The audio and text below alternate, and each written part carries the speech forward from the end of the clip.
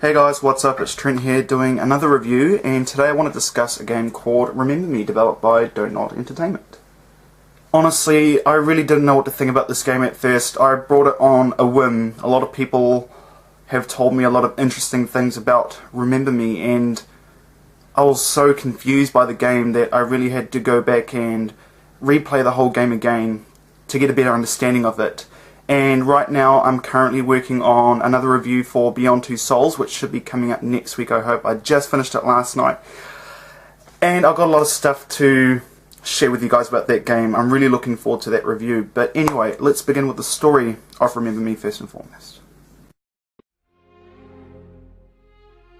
The story of Remember Me thrusts you into the futuristic steampunk city of Paris, set in the year of 2084. A big-time corporation called Mesmerize is responsible for creating a new sort of technology called Sen, which allows its users to share, upload, and even erase their own memories. Because this technology is so, commoditized and essential to everyday living, Mesmerize are able to exercise an inordinate amount of control over the people of Paris. Often the basic comforts of intimacy and privacy have been stripped away because of this. A rebel group of people called terrorists has sworn to take down Mesmerize, with Nilin, our main protagonist of Remember Me, being amongst the elite of memory hunters. Hence our story begins with Nilin, a woman who has had almost her entire memory wiped by Mesmerize. Her mission is to take down this powerhouse corporation, whilst reclaiming all of her lost memories. The story has a very well hidden theme which accommodates the narrative of Remember Me if you're willing to think long and hard enough about it. Think about it, with all forms of social media at our disposal such as Facebook and YouTube, have we neglected the simple comfort of intimacy and privacy? Do you feel that we are giving away a part of ourselves or a part of our identity each time you upload and share your personal experiences on the internet? Would you still feel human if you could erase all of the bad memories in your life, only to relive the good ones? I found this theme within Remember Me quite refreshing as a gamer. It's quite nice to experience something completely new from a narrative's perspective. And while it's not necessarily first-class writing, it's not going to be winning awards of any sort, I think, it's still quite refreshing. I think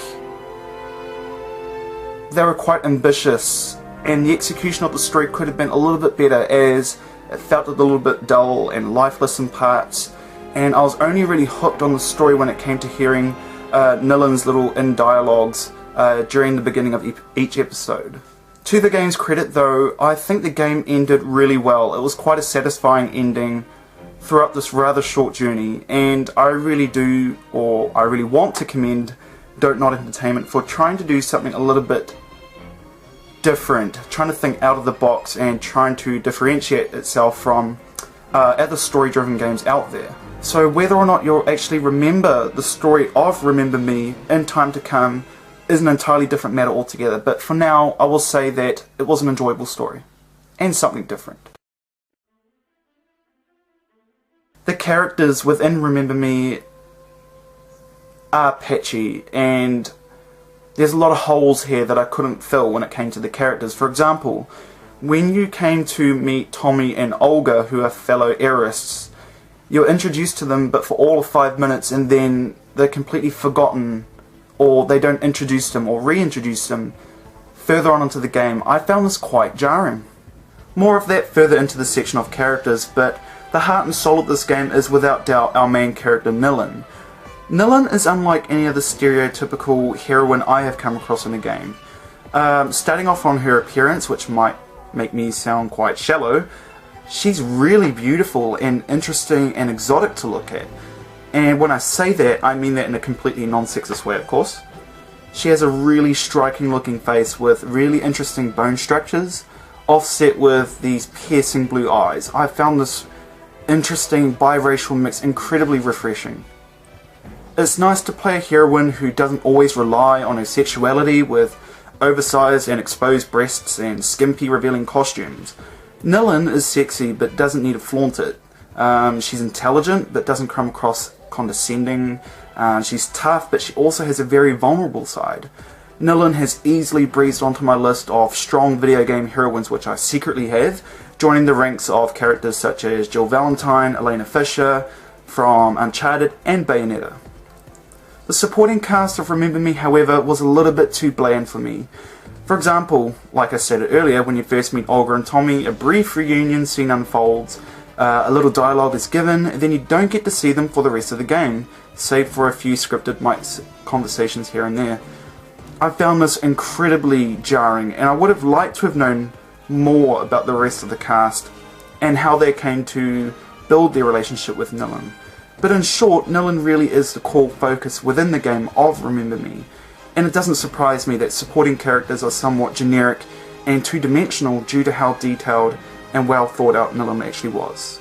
It's really quite hard for developers to push across a brand new heroine without them falling into the pitfalls of gaming, cliches and dull and boring characters. However, Dontnod have executed what they set out to do, which was to create a solid heroine with flaws. She's relatable, she's vulnerable, but also possesses a heart of gold. And carrying on with this remembrance theme, I definitely will be remembering Nilin in time to come. The gameplay of Remember Me is really quite bizarre, and I'm actually wondering where to start. I actually don't know where to start. I think I should just start off with basics. At its core, Remember Me is mainly a third-person action-adventure game with a huge emphasis on platforming, a dash of exploration, and a touch of mild puzzle solving. I guess I should talk about the combat itself first. The combat is deceptively simple, and you just press predetermined buttons that form combos through the use of pressins. Pressins can be added to this chain in the combo lab, and different buttons give you different effects. For example, some pressins boost attack power, some have health regenerating properties, and some hasten down the cooldown periods for your special attacks. Nilin also has some really kick-ass abilities such as overloading enemies, logic bombs, and Sensen Fury, which ends up in some really amazing looking cinematics which are quite thrilling and satisfying. I had a difficult time adapting to this combat system, and at first I honestly really hated it. But over time I realised how simple it actually was, and I ended up actually enjoying it. Another pet peeve I had was that enemies would attack so frequently and break your combo chain, and the only way to maintain fluidity in combat was to constantly dodge over opponents' heads or tumble out of the way, and remember which button you had to press next in order to commence that combo. This took me far too long to adapt to, and it wasn't until about halfway through the game where I actually settled on it completely. Which might seem like it's more of my fault, but I predict that a lot of people won't be happy and won't like the system of Remember Me because of this. Platforming is also a huge part of the gameplay, and you'll be doing this quite a lot. The junk bolt and spammer weapons that Nilin uses are also frequently used to help you traverse throughout levels, which was a nice touch, I thought. The platforming was okay, I thought. It ended up being repetitive over time and felt more like filler content to see you through to the next chunk of combat. The most compelling part of the gameplay was Nilin's ability to remix memories. Of course, she's a memory hunter. It's a little bit difficult for me to describe, but I'll try to give you the dummy version of it. What will happen is a scenario will play out before you, much like a movie, and you have the ability to rewind and fast forward this movie to find little orange glitches which will alter the memory. If done correctly, the memory will be remixed and change the person's memories in real time, which leads to some very surprising outcomes and consequences. You only have the option to do this around about 4 or 5 times within the game, and I would have liked to have seen this being extended a little bit further, as it was the most memorable and original part of the gameplay for me. So with all these gameplay mechanics at your disposal, I really do question the identity of this game. I didn't know what it wanted to be. I didn't know if it wanted to be a platformer, a puzzler, a shooter, a beat 'em up slash hack and slash, if that made sense. I really honestly didn't know what to think, and I think that is the problem. It's a little bit too much, a little bit too overpowered. The ideas were all here, but I think that the gameplay should have been refined, and I think that games these days really need an identity in order to differentiate itself from other games out there. So the gameplay for me was a little bit tough and erratic.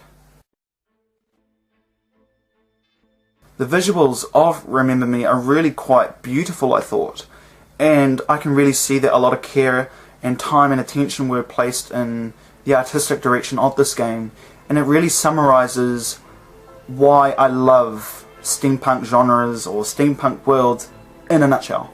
Because Remember Me is set in such an ultra-modern version of Paris, as stated earlier, I noticed very clearly on that a lot of time and thought went into creating these impressive environments. Whether it be the dark and gloomy back streets of Paris or the gleaming architecture of first-class buildings, everything looks richly opulent with its dark, slick visuals and a generous layer of gloss. Character models were also really good, with beautiful detail and rendering put on Nilin's character in particular. Facial animations can be a little bit rough around the edges and wooden at times, as well as Nilin's running animations, which makes her actually feel like more of a tank. But I would consider these to be the minor blemishes in the grander scheme of things. The artistic style concerning fonts and holographic pictures were also standouts for me, which added a lot of much needed personality to this game. So in essence, I had a very similar reaction to this game as I did when I was playing Deus Ex and Mirror's Edge, like I said earlier. It's futuristic, it's highly stylized, and quite memorable. I would consider the visuals to be the most strongest aspect of Remember Me, and it delivers in spades.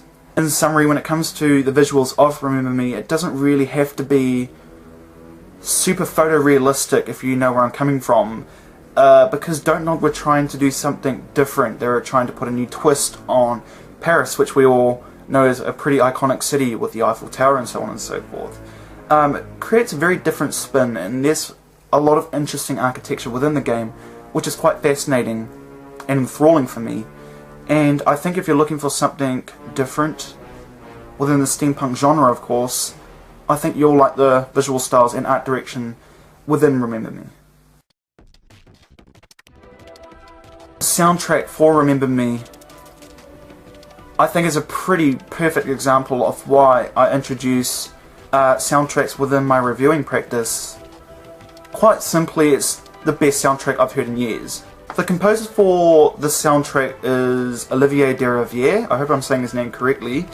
And what Olivier done within the soundtrack was mash together two sorts of familiar sounds. He takes the Philharmonia Orchestra, famed for its woodwinds and brass section and string section, and he clashes it with electronica and digitalized beats. It makes for a really psychedelic and trippy listen, but it really fits the fragmented nature of Remember Me so perfectly. I honestly have listened to it well over 50 times now, the full soundtrack. My favourite tracks within the score, which I would definitely recommend you to listen, please listen to the soundtrack. The Ego Room, Nilin the Memory Hunter, and Fragments. It's really a spectacular listen, it's really different. I've never quite heard anything like it in my life. This really alien sound of a classic orchestra and familiar electronica beats, which I really like, makes for a really refreshing and highly memorable listen, I think.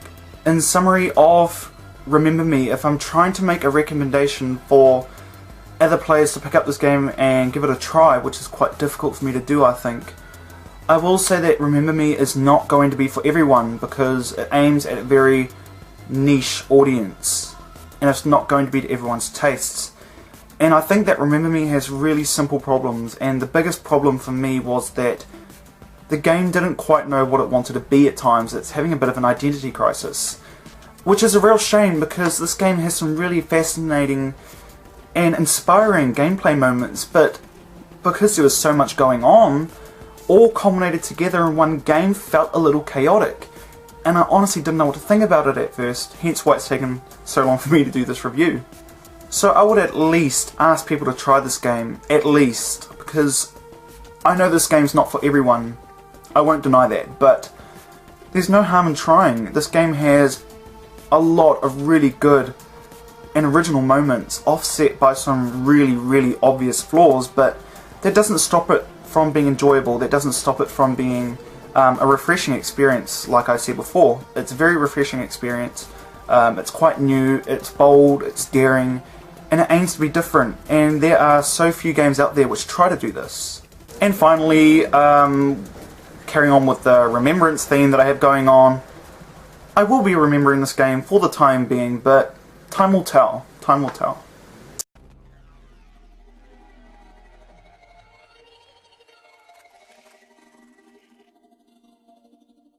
So that was it. That was my review for Remember Me. I hope you enjoyed it. Feel free to leave your own opinions and suggestions on the game in the comment section below. And finally, before I go, I actually made or sent a Twitter to the people who made Remember Me, and I got a response back, which I was really quite excited about, and I told them I'll be doing a review for the game, and they were quite happy with that. And if you guys want to check it out, my Twitter account link will be in the description, as well as my Facebook page, so feel free to follow on Facebook and Twitter. For now, I will say goodbye, and I shall see you in my next review, which will be on Beyond Two Souls. See you later, guys.